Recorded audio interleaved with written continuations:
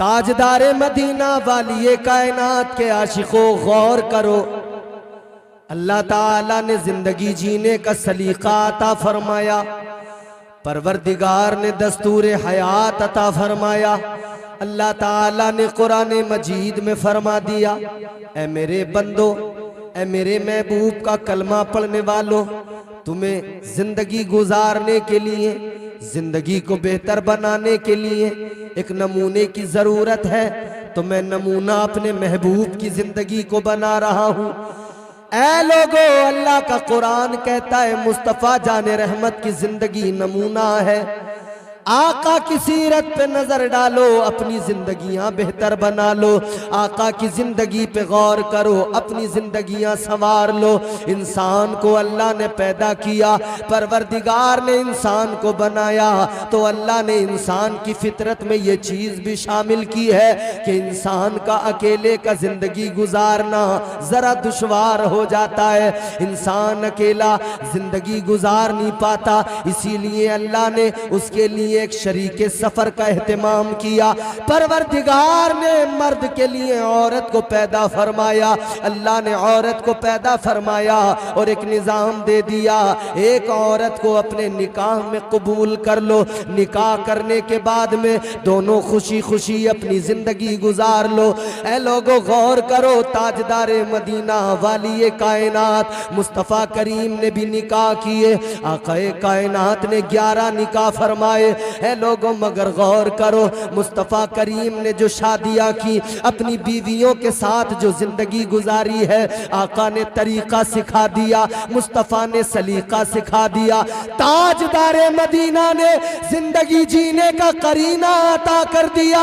ऐ लोगों, इंसान को जिंदगी के अंदर शरीके सफर की जरूरत पड़ती है। ये जिंदगी का सफर है मेरे प्यारे, ये जिंदगी है, ये दुनिया है जहां हम और आप है मुसाफिर बन के आए हैं। और आप जानते हैं जब कोई सफर में अकेला होता है, वो सफर उसका बेरंग होता है, वो सफर बेमजा हुआ करता है। चाय पिलाने वाले भैया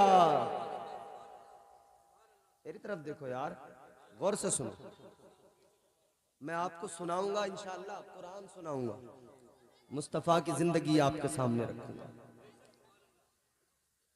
ए बच्चों, ए बेटा खामोश हो, देखो बस आराम से आप सुनते रहना, बात समझते रहना, जोर से कहो सुभान अल्लाह।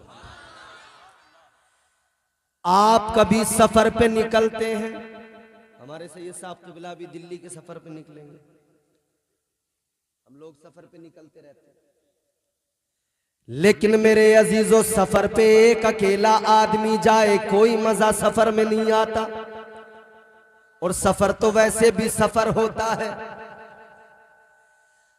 एक आदमी अकेला तन्हा सफर में जाए, सफर में कोई लुत्फ नहीं आता, कोई मजा नहीं आता। मजा तो छोड़ो, वो परेशान हो जाता है। उसका सफर ऐसा गुजरता है कि लम्हा लम्हा तबीयत पे गिरा गुजरता है। एक अकेला बंदा सफर पे निकले तो सफर कैसा होता है, लेकिन साथ में एक और हो जाए, दो हो जाए, तो फिर एक दूसरे से बात करते हुए, एक दूसरे से हंसते बोलते सफर हो जाता है। आराम से आसानी से सफर गुजर जाता है, एहसास भी नहीं होता है। रास्ते में एक दूसरे के साथ में कई चीजों का फायदा होता है। और आम जबान में हम लोग कहा करते हैं, एक से दो भले हुआ करते हैं। ऐ मेरे अजीजों, ये जो जिंदगी का सफर है, ये बेरंग बेमजा ना हो जाए। अल्लाह ने इसीलिए तन्हा नहीं रहने दिया। परवरदिगार ने इस सफर के अंदर एक साथी औरत की शक्ल में अता कर दिया। वो साथी अता करके अल्लाह ने अपने बंदों की तस्कीन का सामान कर दिया। ऐ मेरे बंदो, जिंदगी के सफर में दुश्वारियां ना आए, आसानी से सफर गुजर जाए। ये शरीके सफर है, एक दूसरे के साथ मोहब्बत से रहना और इस सफर को आपस में मोहब्बत से पूरा कर लेना। तो अल्लाह ने जब पहले आदमी, पहले इंसान हजरत आदम अलैहिस्सलाम को पैदा किया, तो साथ ही साथ अल्लाह ने फिर जब आपको जन्नत में भेज दिया ना, जन्नत के अंदर थे, तो फिर अल्लाह ताला ने आपकी बाईं पसली से हजरत हव्वा को पैदा फरमा दिया, पहली औरत, पहली खातून। और लतीफ बात यह है, हजरत आदम को अल्लाह ने पैदा किया, फिर जन्नत में दाखिल किया। जन्नत में आप रहने लगे मगर दिल नहीं लगता था। औरत की अहमियत भी समझ लो। मर्द जन्नत के अंदर, हजरत आदम अलैहिस्सलाम जन्नत के अंदर, मगर दिल नहीं लगता है, क्योंकि इंसान के खमीर में ये चीज है, उसे अपना हम जिन्स चाहिए। इंसान इंसान के साथ ही रहता है। इंसान को जंगल में छोड़ दो रह नहीं पाएगा, जानवरों में छोड़ दो रह नहीं पाएगा। इंसान इंसानों में रहेगा, लेकिन जानवर इंसानों के साथ रह लिया करते हैं। एक अकेला जानवर इंसानों के साथ रह लेता है, लेकिन एक अकेला इंसान जानवरों में नहीं रह सकता है। इंसान की तबीयत में, उसके खमीर में है। हजरत आदम अकेले इंसान थे, अकेले बशर थे, कोई और इंसान नहीं था। तबीयत नहीं लगती थी, दिल नहीं बहलता था। लेकिन ये भी देख लो, थे कहां पर? आज सारी दुनिया, सारा जमाना मरता है, हम जन्नत में चले जाए, जन्नत में चले जाए, हर इंसान तमन्ना करता है। हजरत आदम तो जन्नत के अंदर थे, जन्नत की बहारें थी, जन्नत की रौनकें थी, जन्नत के नजारे थे, सब कुछ था, मगर तबीयत नहीं लगती थी, दिल बहाल नहीं था। तो अल्लाह ताला ने एक रोज जब ये सोए, इनकी बाई पसली से पहली औरत को पैदा कर दिया। तुम्हारी मेरी माँ, नस्ल इंसानी की माँ हजरत हव्वा को अल्लाह ने पैदा कर दिया। परवरदिगार ने हजरत हव्वा को पैदा किया। फिर अल्लाह ताला ने फरमा दिया, वकुल्ना या आदम उस्कुन अंता व ज़ौजुकल जन्नह।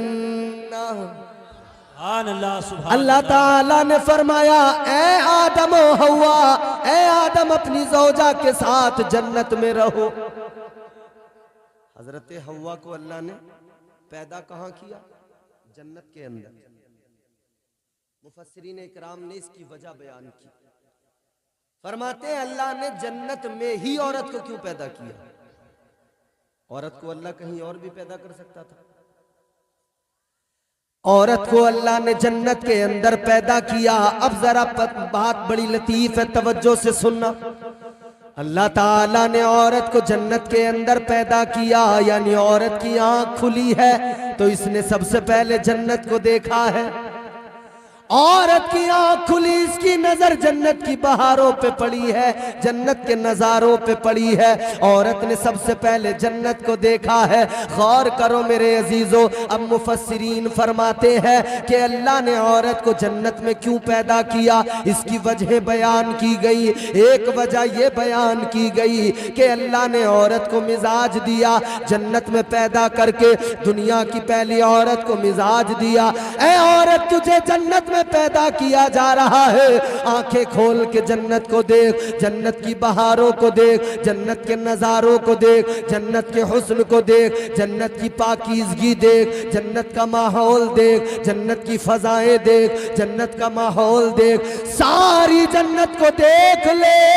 आज जन्नत के अंदर है, आज जन्नत पर नजर डाल ले, जन्नत को जरा करीने से देख ले, जन्नत को देख ले, क्योंकि तुझे दुनिया में जाना है। जब तू दुनिया में जाएगी, दुनिया में तुझे अपना एक घर बसाना है। जब तू दुनिया में जाकर अपना घर बसाएगी, याद रखना उधर दुनिया में इस जन्नत को न भूलना, इस जन्नत को याद रखना और अपने घर को जन्नत का नमूना बना देना।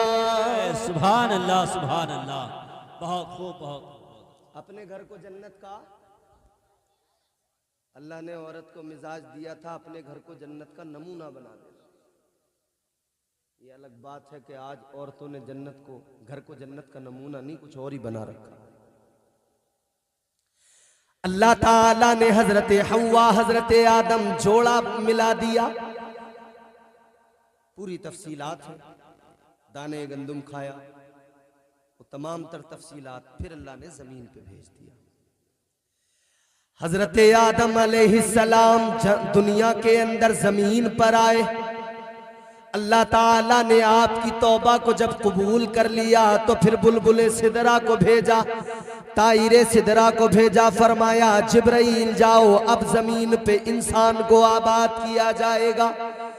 अब जमीन पे इंसानियत को आबाद करने का वक्त आया है। अब आदम को जरा दुनिया में रहने के तरीके सिखा दो, खेती करना सिखा दो, जमीन का सीना चाक करके उसमें दाना डालना सिखा दो, जमीन से फसलें उगाना सिखा दो, जमीन से अपने लिए चीजें पैदा करना सिखा दो, क्योंकि अब इन्हें दुनिया में रहना है, जमीन पे रहना है, यहीं पे जिंदगी को गुजारना है, इंसानियत को फरोग मिलेगा। हजरत आदम को अल्लाह ने नबूवत और रिसालत से नवाजा था, अल्लाह ने कानून भी दिया था, अल्लाह ने निज़ाम भी दिया था।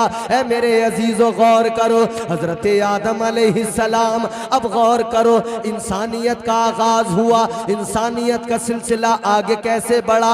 हजरत हव्वा को हर दिन एक बच्चे की विलादत हुआ करती थी, हर दिन आपको एक बच्चा पैदा हुआ करता था, आपको हर दिन बच्चे पैदा हुआ करते थे। उस वक्त का सिस्टम था, उस वक्त का अल्लाह का निजाम था, क्योंकि दुनिया को आबाद करना था, कायनात को इंसानियत से बसाना था। आज 9 माह के अंदर बच्चा पैदा होता है, या पहले भी पैदा हो जाता है या थोड़ा आगे पीछे हो जाता है वक्त, लेकिन एक मुद्दत है मुकर्रर की हुई कि 9 माह में बच्चे की विलादत होती है। लेकिन हजरत हव्वा हर रोज बच्चों की विलादत हुआ करती थी, और तरकीब भी क्या थी, एक बेटा एक बेटी पैदा होते, तो आज जो बेटा बेटी पैदा हुए, कल जो बेटा बेटी पैदा हुए, उन दोनों को एक दूसरे के साथ में अलग अलग करके शादियां की जाती थी। इधर का बेटा उधर की बेटी, इधर की बेटी उधर का बेटा, इस तरह से रिश्ते को बदला जाता था, क्योंकि एक वक्त में जो पैदा हुए वो दोनों सगे भाई बहन कहलाते थे, दूसरी बार में जो पैदा हुए वो दोनों सगे भाई बहन कहलाते थे। रिश्ता बदला जाता था, इसी तरह से रिश्ते को बदला जाता था। लेकिन याद रखो मेरे अजीजों, दुनिया के अंदर जितना मर्द का किरदार है उतना औरत का भी किरदार है। जमीन पर आबादी के अंदर, जमीन को बसाने में इंसानियत से, जमीन को आबादी जमीन को जो है जमीन पर इंसानियत की आबादी के मामले में मर्द और औरत दोनों का बराबर सहयोग और इनका दोनों का बराबर का साथ है। गौर करो, हजरत आदम अलैहिस्सलाम, हजरत हव्वा दोनों जिंदगी गुजार रहे हैं, बच्चों की शादियां हो रही है, सर जमीन पर आबादी बढ़ने लगी, जमीन पर आबादी बढ़ रही है, तो एक कानून भी आपको अल्लाह ने दिया था, एक निजाम भी आपको अल्लाह ने दिया था। इसी निजाम के तहत जिंदगी गुजरेगी, इसी कानून के तहत जिंदगी गुजरेगी। जो उस कानून से थोड़ा सा भी हटकर चले वो नाफरमान कहलाए, जो उस कानून पर अमल पैरा रहे, जो कानून खुदा था वो फर्मा बरदार कहलाए। ऐ लोगों, सारे के सारे हजरत आदम की औलाद, मगर कुछ अल्लाह के कवानीन से अलग हट के चलने लगे। आज भी होता है, एक घर के अंदर एक बाप के 4 बेटे, 2 बेटे बाप की बात को मानते हैं, 1-2 ऐसे जो बात ही नहीं मानते, नाफरमान हो जाते हैं। हजरत आदम के जरिए इंसानियत दुनिया में आई, लेकिन सुनो सुनो, कुछ नाफरमान भी हो गए। उन्हीं नाफरमानों में एक नाम काबिल का भी है। इंसान की जिंदगी में औरत का बड़ा दखल होता है, अल्लाह ताला ने इसीलिए सिस्टम दिया है, औरत के साथ में जिंदगी कैसे गुजारोगे। अपने महबूब की जिंदगी को अल्लाह ने इसीलिए नमूना बनाया है, जैसा मेरे महबूब ने सबक पढ़ाया है, इस सबक को याद रखना, फिर ऐन इसी के मुआफिक और इसी के मुताबिक अपनी जिंदगी गुजारना। इधर काबिल है, एक तरफ हाबील है, एक के सीने में ईमान है, दूसरा जो है जिद्दी है, अपनी अकड़ पे है। गौर करो मेरे अजीजों, इंसान की जिंदगी में औरत की अहमियत भी सुन लो। उधर अल्लाह ताला ने हजरत आदम को जन्नत में रखा था, मगर जन्नत में दिल नहीं लग रहा था, और इधर दुनिया में आ गए तो इनकी औलादों में सबसे पहली लड़ाई, सबसे पहला झगड़ा जो हुआ वो भी एक औरत की वजह से हुआ है।